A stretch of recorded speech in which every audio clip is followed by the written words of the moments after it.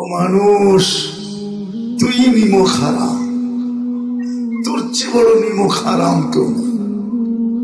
কুতিলাল ইনসানু মা আকফারা।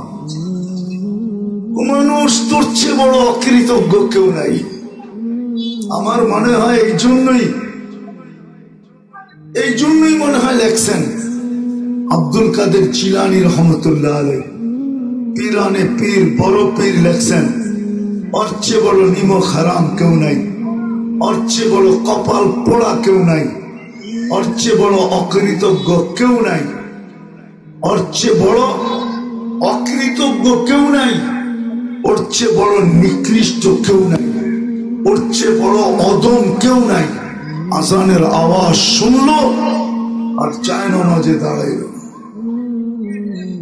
নামাজে আসলো না। 99 পদের মালিক আল্লাহ ডাকতেছে, কি বলে? ব্যস্ত, ঠিক না? চলেন এটারও সমাধান শুনাইয়া দিন। শুধু কি বলি? কি? আরে জোরে বলেন না। এটা সমাধান দিছেন, মৃত্যু লগ্নে 4 জন ফেরেশতা আসবে, 4টা ধনী নিয়ে। কয়টা? প্রথম ফেরেশতা বলবে ইনকাতাতিল আজাল ওয়ানকাতাতিল আমাল, তোর বয়স শেষ, আশা শেষ, বিদায়, মারলাম থাবা। মারবে থাবা বুকের উপরে। দ্বিতীয় ফেরেশতা বলবে সালাল ইশতিগাল, ব্যস্ততা শেষ। বড় ব্যস্ত ছিলি না? বড় এটো জিজ্ঞাসা করবে আইনাল ইশতিগাল, এখন বল দেখি তোর ব্যস্ততা কোথায়? I am very busy। এটারও আল্লাহ সমাধান দিছেন।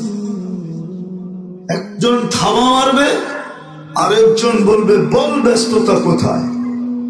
সালাল ইশতিগাল, তোর ব্যস্ততা শেষ। সামনে কি জানিস? এটাও বলে দিবে বাকিয়াল ওয়াবাল, সব ঘাটি তোর সামনে।